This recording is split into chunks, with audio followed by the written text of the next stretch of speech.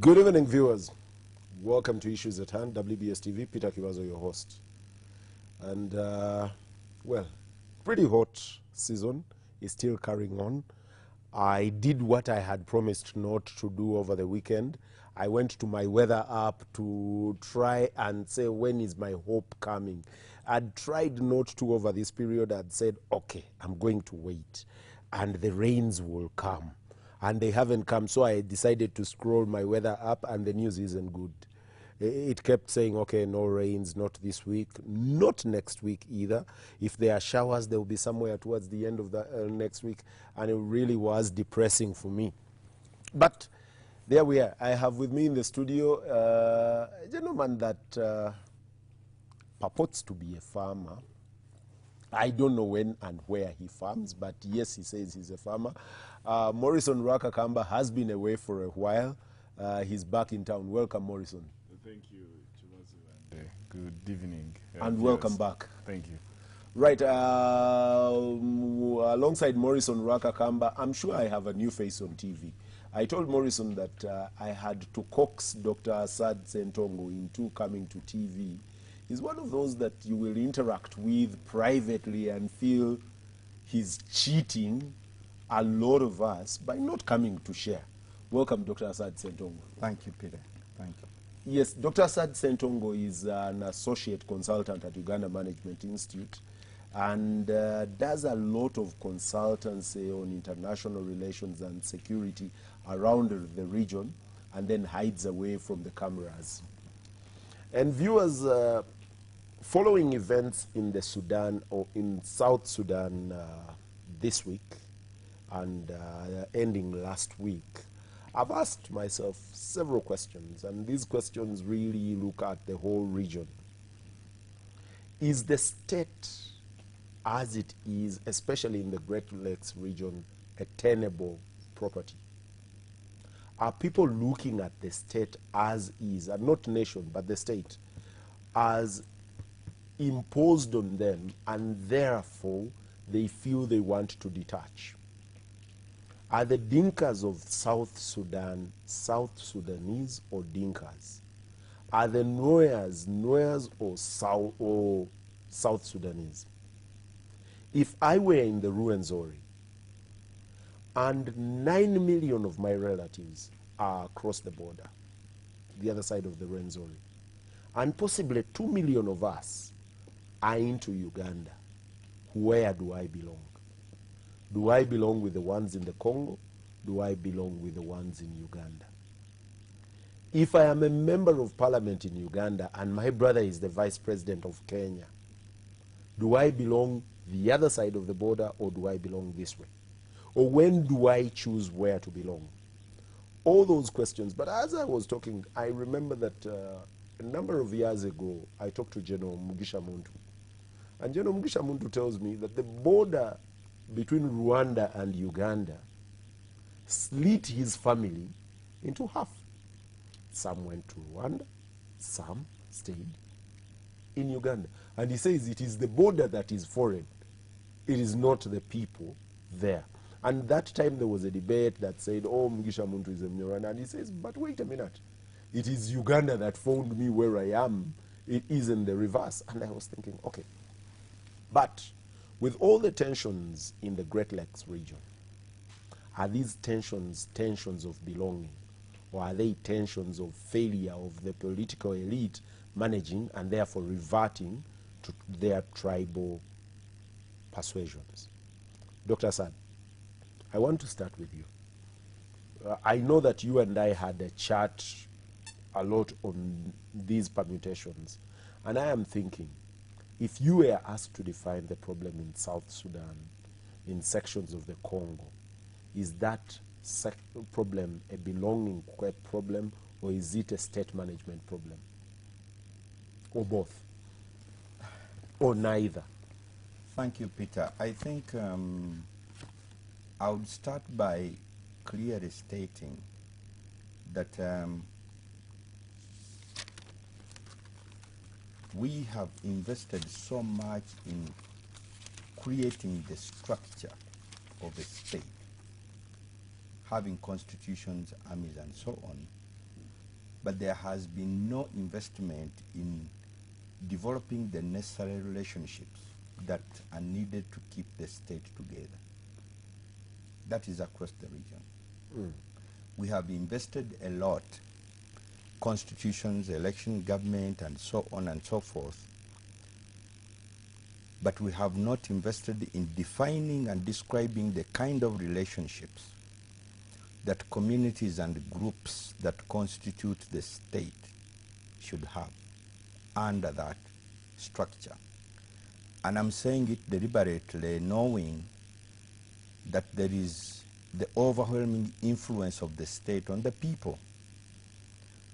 But within that state, individuals and groups define themselves basing on their ancestry, on tribe, on culture and religion, and so on. In the Great Lakes region, you have a more complex dynamic in that the structure of the state is not consistent with the ethno-regional, with the ethnic configurations in the region. And therefore you experience a range of cross-border alliances to the extent that you can no longer solve a Karamoja problem in Karamoja without solving a similar problem in Kenya and in Sudan. Or you can no longer solve a Hutu-Tutsi problem in Rwanda without solving a similar problem in the DRC or in Uganda and the neighboring countries. And Burundi possibly. And Burundi. So we have a more complex situation in that, in addition to over-investing in the structures and failing to have a conversation about relationships, we have these structures constructed in a way that allows families and communities to split between countries. And that is creating alliances, sanctuaries, and so on and so forth.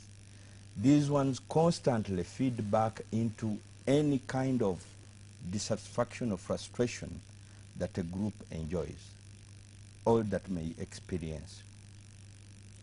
That is why I have a feeling, personally, that you cannot solve a problem like the Nuer Dinka problem without bringing in other factors that influence from within or outside. The Nuer Dinka problem is historical, it's long. Currently it is discussed in the context of a state, but it has a strong cultural dimension to it. In the 1800s and 1900s, early 1900s, but mostly in the 1800s, 1700s, late 1700s, the traditional prophecies, which are very strong in the Nuer culture, who are in the northern area, predicted what is going on now. You're kidding me? Yes.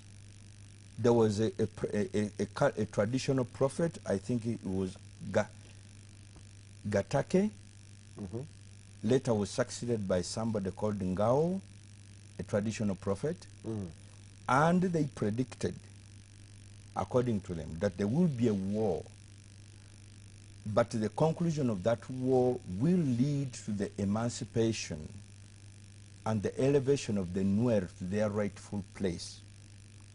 And the militias you see amongst the Nuer, the white army, has been there for long. It has been changing names and so on. There was a prediction, one of the traditional leaders predicted that the person to lead them through this war to victory will be left-handed. This is, you read the Sudan Tribune. It is there. You go do your research. Will be left-handed. He will not have marks. He will be married to a white woman, and so on and so forth. Riek Machar fits all that. And according to some Nuer, it is actually an honor to die in this war. It's a jihad of some form. To bring them to the rightful position in the society to control the state. So there is a cultural dimension. Of course, these are myths. They are not true. The problem is when they become internalized within society and they are used to mobilize us versus them. And they are used to construct groups that compete for power and resources. That is when they become, because they are projected as existential to the group. And therefore, if they are not fulfilled, the group will cease to exist. There is a cultural dimension to that. I'm saying that well knowing that there is a state problem where South Sudan has gone through discussions. They have now been moving towards a federal arrangement. They proposed a number of states. President Salva Kiir, I understand, ordered an additional number of states which were not legislated, were not agreed upon, and they say, how can we have this kind of organization of the state? You're a dictator, and so on. I know all that. But there's also a cultural dimension that fuels the mobilization. So these are issues, transgenerational issues, that have engulfed the Great Lakes region, all the states you're talking about. Transgenerational in a sense that we have been inheriting them. Generation Y to next to next. Exactly. So where we are now is we're at a point where we need to undergo what Thomas Kuhn calls a paradigm shift, to kind of retool our understanding of the concept of the state. Is it retool the borders, retool the state? Retool the understanding first and foremost. What should this thing called a state look like? We need to have that conversation. What relationships are necessary? I'm using relationships deliberately as an analytical term, which involves 5 elements. We must talk about identity issues within the concept of a state. We must talk about interests of groups within the concept of the state. We must talk about the patterns of interaction. How do we then relate to achieve those interests as groups within the concept of a state? The elections are not fulfilling much, as far as you have already seen. Okay? We must talk about how do I see you, how do you see me, the kind of perceptions that fuel mobilization. These wars and field are more about perceptions. Everything we just talked about leads to a perception of he is against me, and ultimately they fight. Maurice, I'm listening to Dr. Shad Sentongo, and what he isn't telling me is that effectively the modern state in the Great Lakes region is hitting a dead end. Well, I mean, I think that's just one side of the story. You know, there are many sides of the coin to this aspect. But listening to him, it's a very interesting angle that really adds value to the existing, point of view on how nation states are actually moving forward. Perhaps to also refer to the goings-on in South Sudan. I mean, you clearly realize that every other day you hear the sound of guns, you hear the noise of politicians, but you don't hear the voice of the real people. These South Sudanese, members of the civic society, members of the Chamber of Commerce, members of tribes, members of the church. Where are they? Where is their voice in this conversation about construction of a nation state called South Sudan that they do really want?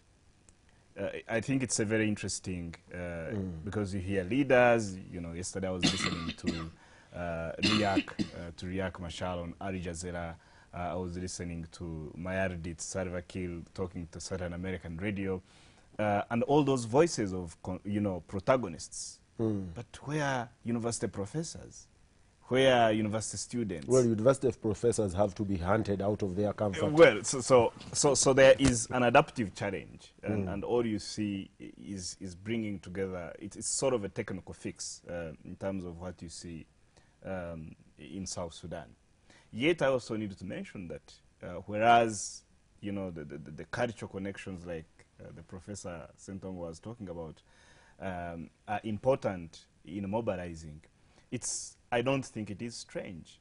I think what is missing is conscientization, the agency of people, how they are, civically competent, the civic competence of the people of South Sudan, who know that, a state as a superstructure, tribes, religion, and all these groupings can live within this superstructure called the state and be able to hold on to the flag in order to defend their territory. That's where issues like, patriotism come in, because that superstructure called the state provides public goods that are essentially not private. For instance, if it is a road, you don't care, a road that would not care whether you're a Dinka or whether you're a Nuer, you are going to, utilize that same road. If the state is providing security, for example, security, if we are living under that umbrella of a secure country, I mean, Kibazo may be Muganda, it may be Mhororo, Professor Ssentongo may be, but we are all into this umbrella. So again, if the state also allows operationalization of the market is a very interesting aspect in how, in breaking barriers around tribes, around religion, and all of these facets. Because if we meet in Owino market and we're all going to buy gonja, I mean, I don't care. It doesn't matter whether it comes from the Congo. Gonja, I just want to buy gonja, whether that person selling gonja is a Mutoro or is a Mururi or something like that. Do you see? So I don't think we should be trapped in these tendencies, and leaders find a way, to harness these, negative adherences. I shouldn't call them negative, perhaps, but these particularistic loyalties, like, religion, like tribe, in order to accentuate their own particularistic interests to access power. We have interesting examples in this country, Kibazo. You remember Addis Rakwena and the Holy, was it called? The Holy Spirit Movement. The Holy Spirit Movement, where she came with some spiritual concoctions, smearing on people certain things and mobilizing them to fight and die for a cause, that was, essentially difficult to understand. So it is true that people can harness and utilize the mythical aspect, like the professor says, for wrong reasons, to accentuate their own particularistic interest. But the issue of the state and the importance of the state and the power of the state, is one of the, I think, unprecedented sort of organizing, ever put together by man on how to manage societies. So the centrality of state and governments within states, is hugely important. I'm attempting to think, is an actual state foreign to nation? Because, and this discussion will continue severally, but taking it away from us and even looking at elsewhere where they've had government a bit, modern government, quote unquote, for a bit longer, because we've all had governments. Europe at some point put together different peoples, like we have done in the Great Lakes region especially. So you had the Czechoslovakia having the Czechs, having the Slavs, and all of them put together. At some point, it boiled down to resources, it boiled down to identity, and the Czechs went home, the Slavs went home. Russia, possibly modern era's biggest conglomerate of people that are close but are not the same. They've all gone away. The great Russia, USSR, has sent everyone home. Because you see, why wouldn't the people of the Ruwenzori, the 10 million people, decide and say, wait a minute, we can collect ourselves from the Mount, is it called the Yira Republic or the Nyira, as they have sold? Just before we move out from this point, because you see, people always, try to get back to the tribes and all these identity loyalties, again, really for selfish interests. Because somebody says, You know, just a moment. I'm a Muganda. You know, when the issue of the Baganda now, the hit comes to now we are Baganda together, but the resources and all these things, we need to divide them. Then people start to say, oh no, I'm from the Nkima. You are from the Mporogoma. And then it becomes an issue. The Russians or the Jews that you're talking about, when they are together as Jews, then there is a commonality around identity and they are pursuing certain interests. But when they are together, then they are Methodists, they are Judaists, they are, again, different minute things that even goes up to the family. And when it reaches the family, you're told, you know, I'm short. So all these identity issues always emerge. But I think the state and the market provide very serious moderating, moderating aspects. Morrison, before I go back to Dr. Sentongo, isn't it that actually those several things that the state is supposed to do for me? Yeah. Because go back to the basic foundations of state. Yeah. When man decides to create government around him, it's about protection of the women, it is about protection of the animal we are hunted so that we create an army and that. If I feel that the state, for example, I use Uganda or I use the Congo, or if I'm Nuer or Dinka, and I feel this state that you're talking about is unable to give me the market, is unable to give me the school, or if it does, it is giving Sentongo and not Chibazo, No. Let me finish then this point. why don't I become primordial? Let me finish this point.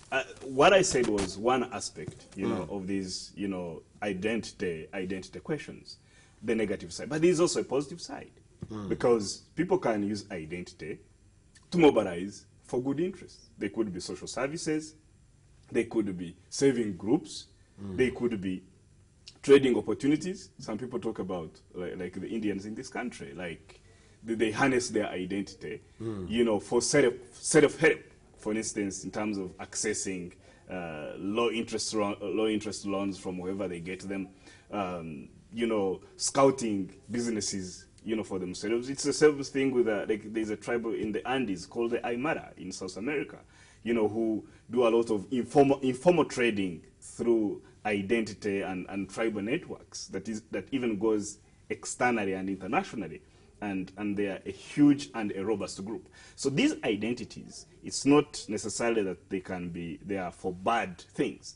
But if harnessed or utilized in a wrong way, they can be, you know, a danger to their own selves, but also, if used well, they can provide contributory aspects to nation building. Yes, Dr. Sentongo, I'm listening to Morris, and Morris believes actually the superstructure of the state, one ought to work, and thinks it's the best thing that man has had. I've had discussions with others, and they believe that the state in the structure it is, especially for us here in the Great Lakes region, is just unworkable. Either you break it down and go and federate and come back as individual federal units that come and cede a certain amount of power to the center and retain something that keeps them as who they are, or we are always going to be into a configuration of some war, of some conflict. Peter, every time you talk about identity, you're talking about at a group level, or even at an individual, you're talking about a type of relationship that differentiates you from the other. Here we would say the Bespecta Code against... Exactly. Or the ones with ties against the moment you talk about a state structure, and then you begin saying the people, you are talking about systems and processes that mediate the kind of, that are supposed to facilitate the kind of relationships that people should have. Okay? The failure of the state to manage and mediate these relationships explains the recurrence of ethno-political mobilization to challenge the centrality of the state and the power that it has over them. When we talk about in South Sudan, according to the Institute for Economics and Peace, the war in South Sudan 2014-2015 costed 3.7 billion, the economic cost of that war.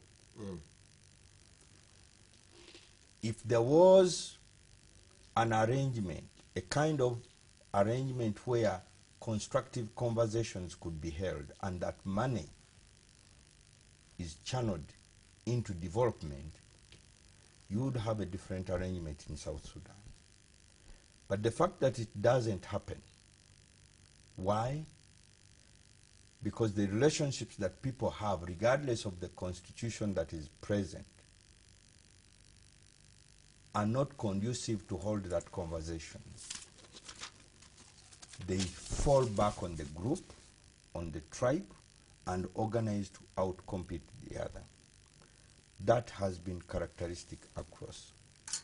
What we need to have a conversation about is how do you bring these different groups together in a state. One of the ideas I've had is